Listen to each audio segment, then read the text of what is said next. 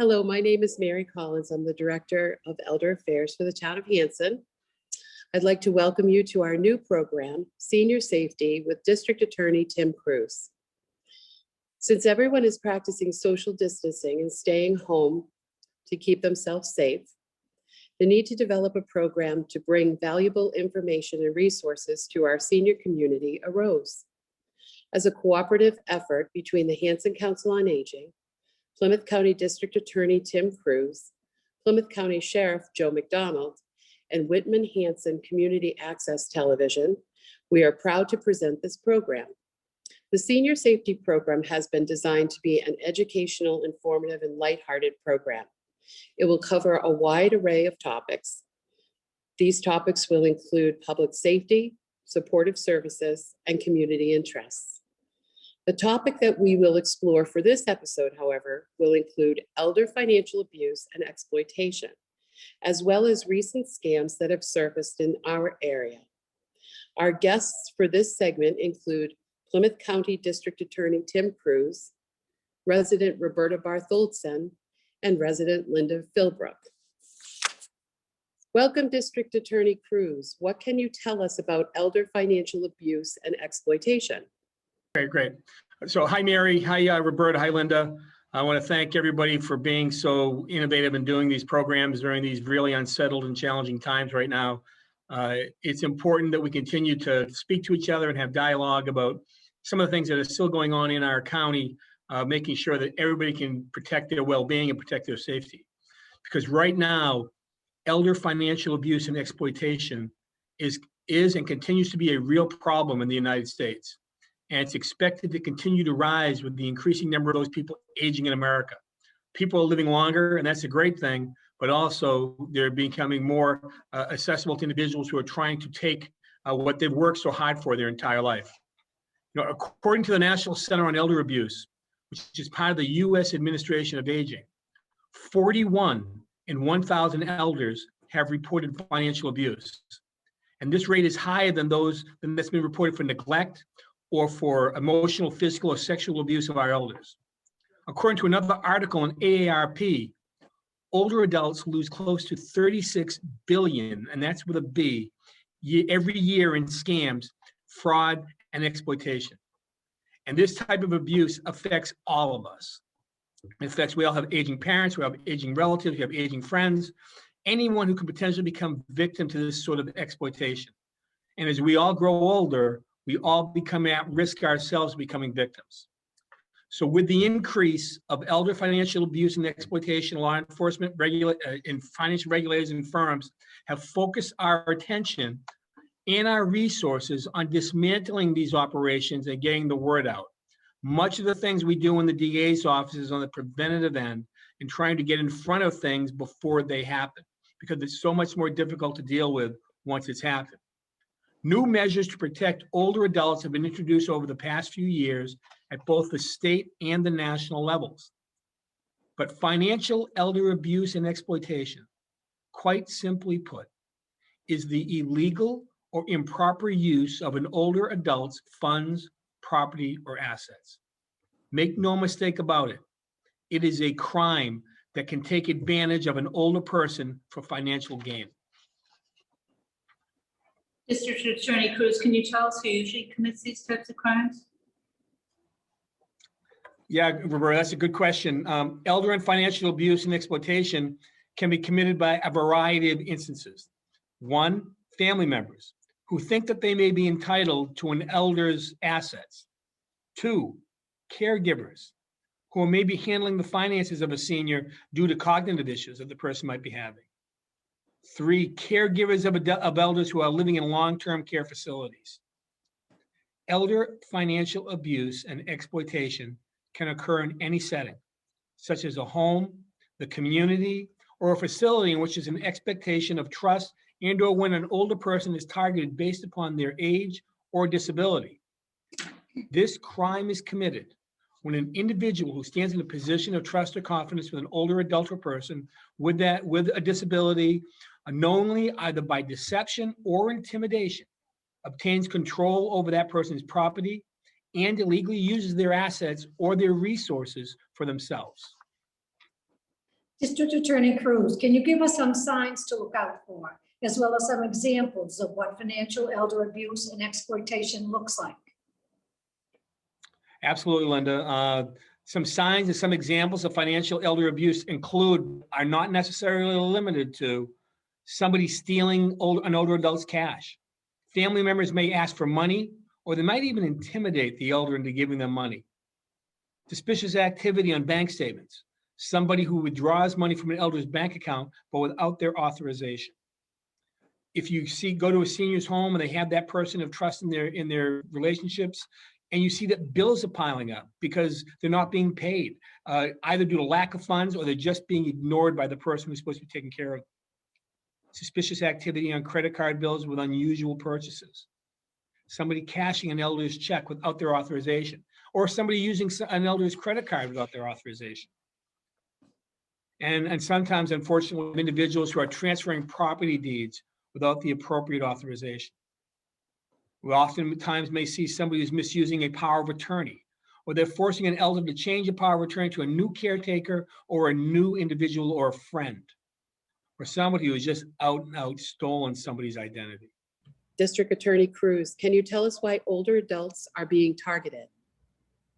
Mary, I can tell you why older adults are being targeted right now, because the most important reason why we see our seniors and our elders being vulnerable targets for the financial exploitation is due to three interrelated set of factors. The first one's health related. The aging process can bring about cognitive and physical changes that elevate the risk. These changes can include cognitive impairment, poor physical health, functional impairment, and dependency on others.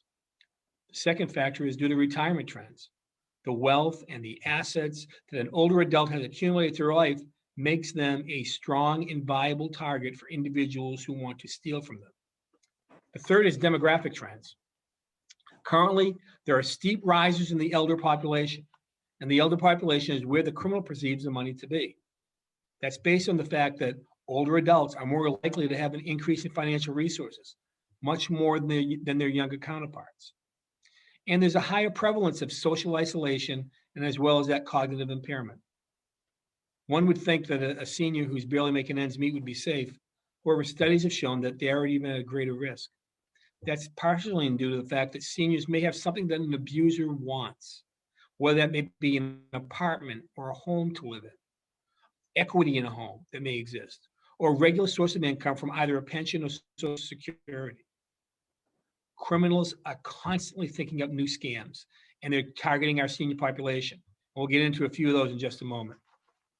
District Attorney Cruz, how can we protect ourselves from being a victim of financial exploitation? Well, unfortunately, Roberta, it is much easier said than done. I caution everyone to remain vigilant in what we do.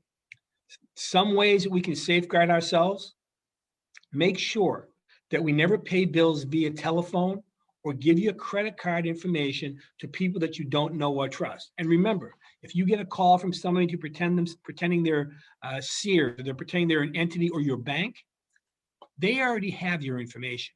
They don't need it. People that are calling you up, cold calling you, trying to get your info, that should get your antenna up. Speak to your bank and set a withdrawal limit and put alerts on all of your accounts. When you're adding a cosigner to your bank account, choose them wisely and carefully. Whomever you choose to have a joint account with yourself will have legal access to your money. So if you put somebody on there that you think is going to take care of you, you're actually giving them access, which would probably be a convenience for you, but also giving them access to going and taking your hard-earned money. Something I always talk about: shred your important information and your documents and your receipts, and this includes the mail that you get. We all get credit card applications virtually every day in the mail. Shred them, because your name are already on them. And if somebody is dumpster diving and trying to go through your trash, which they do, all of a sudden this information can be out there and people can be applying for cards in your information. Always stay alert and limit the number of individuals who have access to your money. And be very wary of loaning money to your friends or to your family, because if they fail to repay the loan, it's not going to be viewed as a crime. It's going to be viewed as a loan. And then it becomes a civil matter, and it's not a criminal matter. And you might have to go to civil court on your own and try to recoup your loss. And trust me, that will take an incredibly long time. You can run your credit reports annually from the 3 credit reporting companies. In Massachusetts, we're entitled to receive 1 free copy of our credit report from each company for a total of 3 a year. You can request your free copy by contacting one of these 3 credit reporting companies, either by phone or on the web, and the information is also on our website, so plymouthda.com. Anything I talk about today, any numbers or websites I refer to if I'm talking too fast, which unfortunately I have a history of doing, you can go on to our website and that information will be there. So you can go on to one of these credit reporting companies, and the first one that's out there is Equifax, and that's 1-800-685-111, Equifax.com.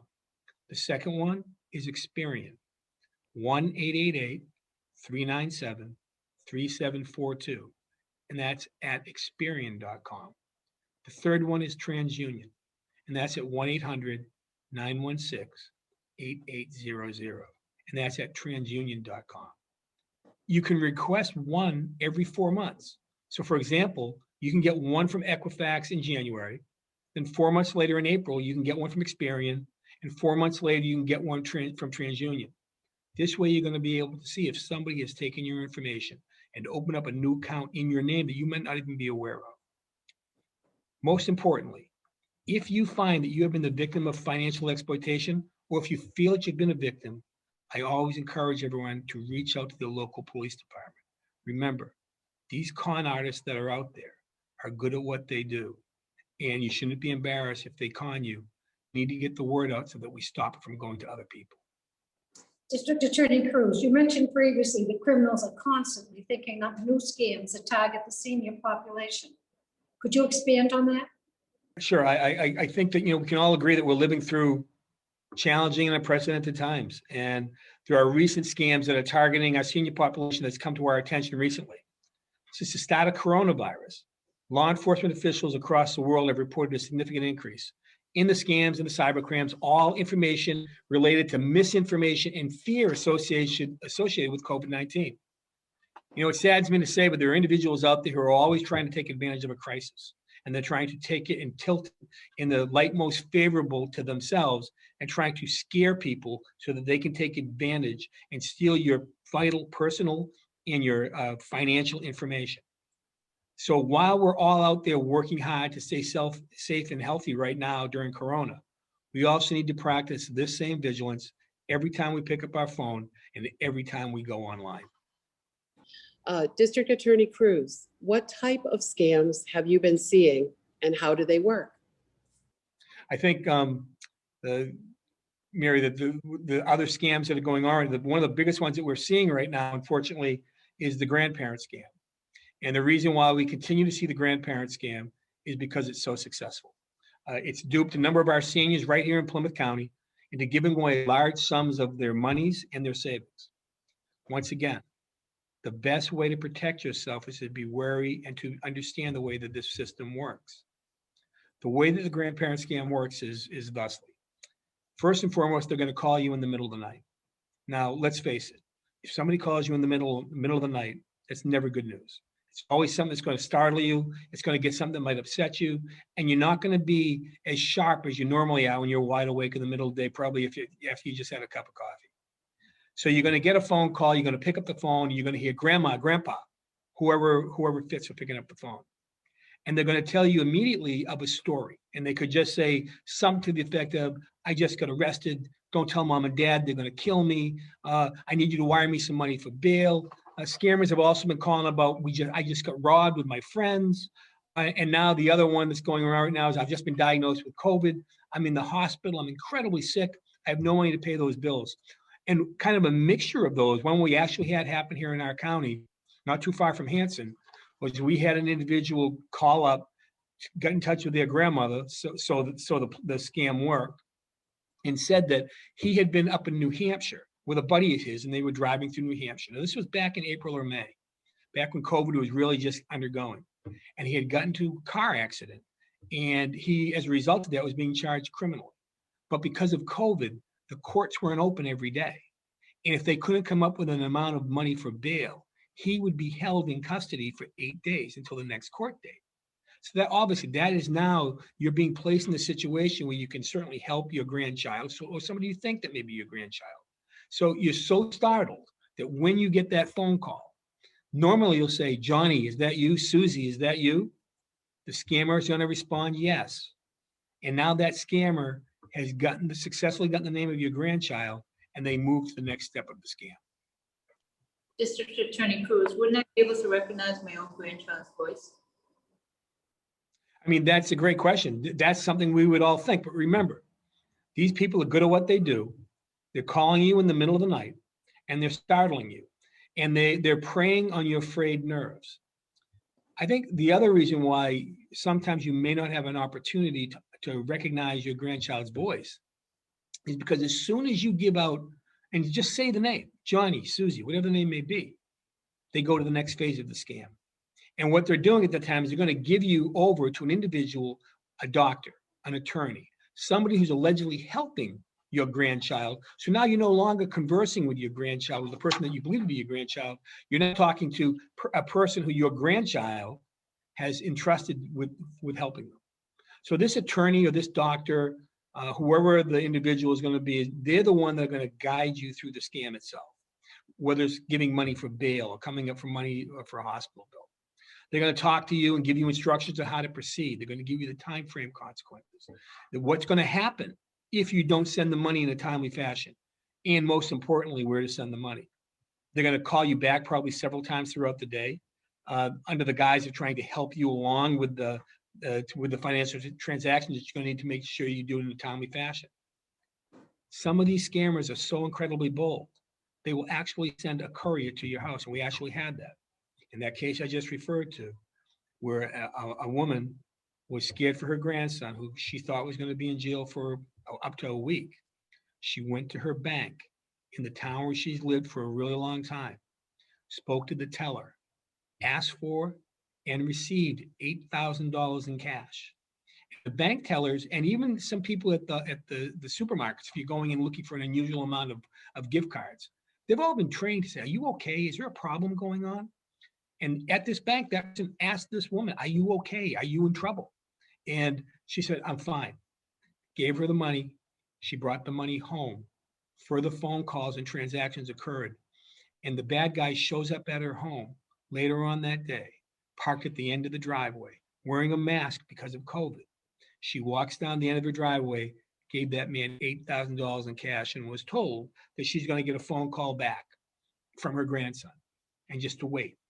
She waits a couple hours. She eventually reaches out to her daughter or son and the grandson and finds out for the first time that the entire thing has been a scam, and she's out $8,000. District Attorney Cruz, what should I do if I receive one of these calls? If somebody calls you or if somebody texts you and they're claiming to be a grandchild, a family member, and they sound desperate for money, the first thing you have to do is you have to resist the urge to act immediately, no matter how dire, no matter how real it sounds. You need to verify the caller's ID. Try not to say the names of any family members or any friends. Don't give them something. Try to ask them questions that a stranger wouldn't know.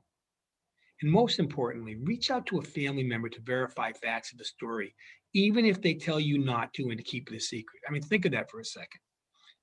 They don't want you to reach out to your grandchild's father or mother. You know, I mean, the whole thing is not, it just, when you take a step back and look at it, it doesn't add up.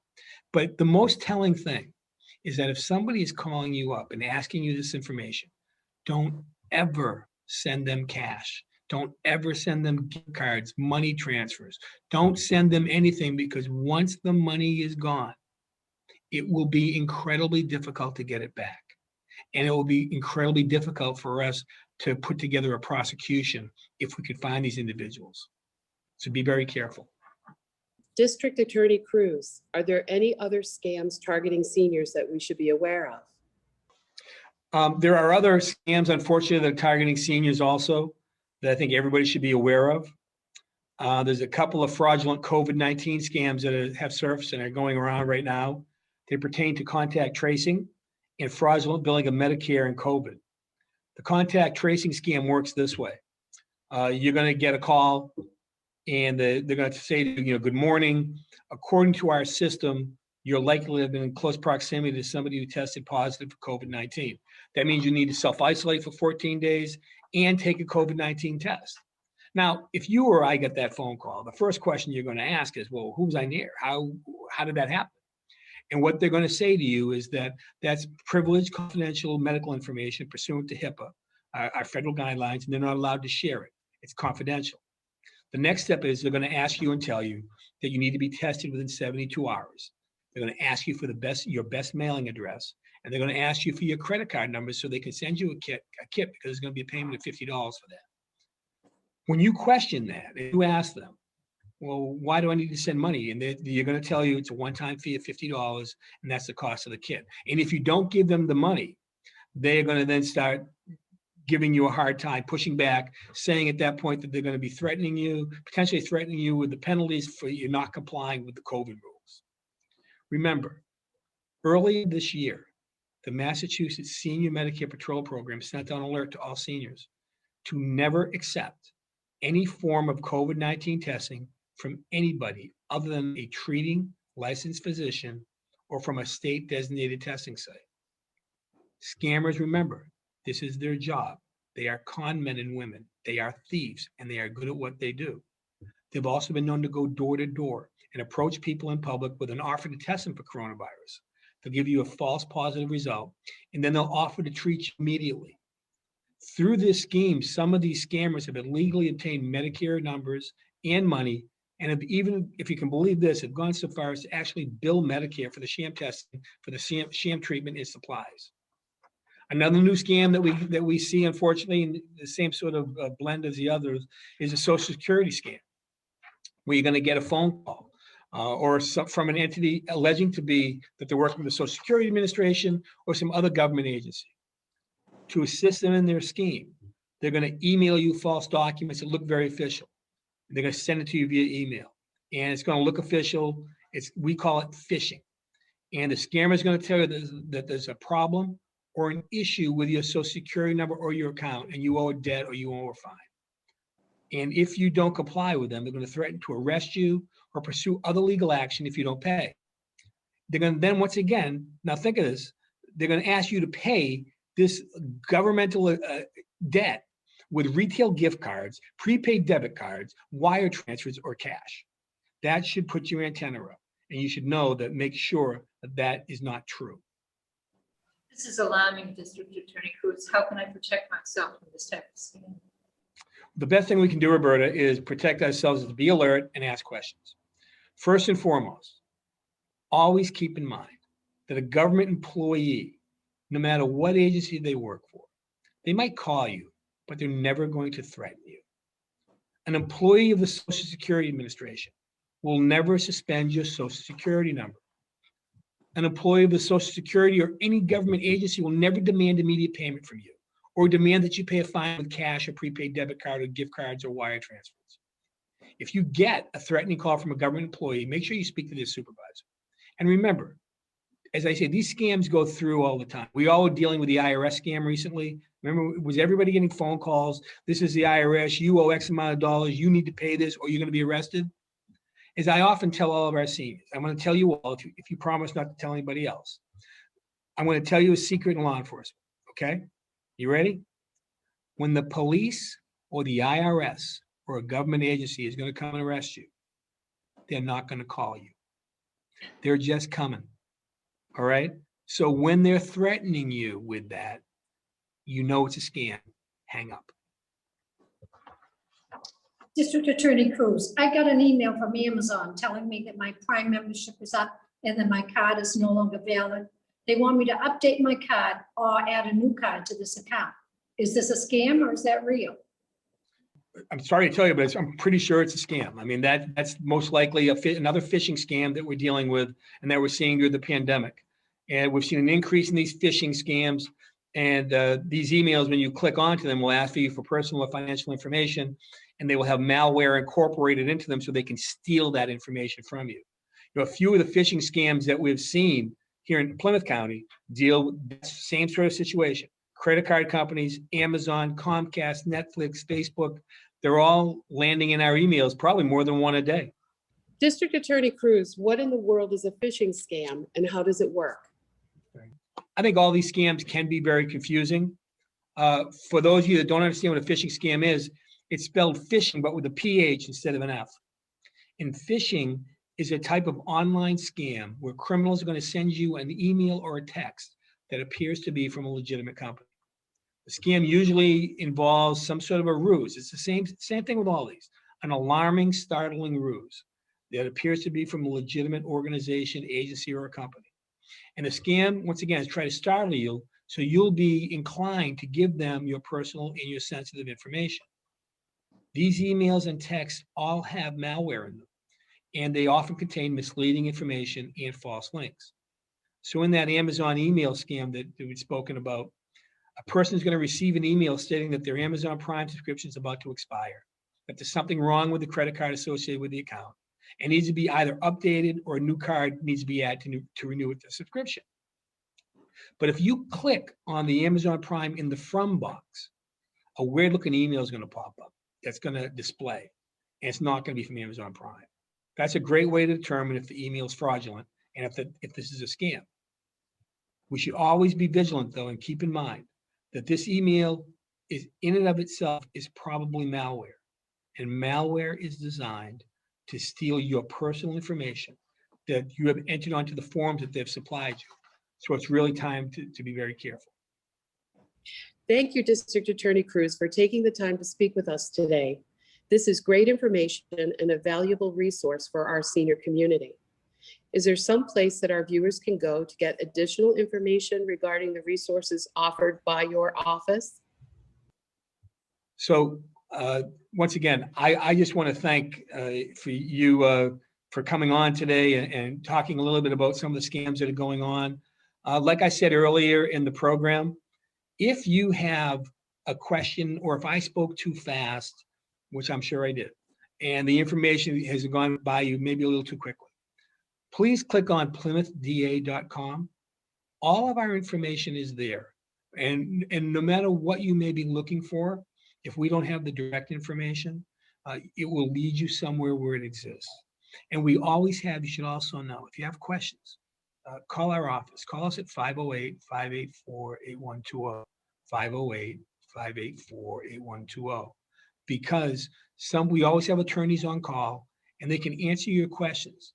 Because what I don't want to see, unfortunately, is the situations where people give out money or give something out and then trying to get it back. We all know how difficult it will be to put toothpaste back in a tube.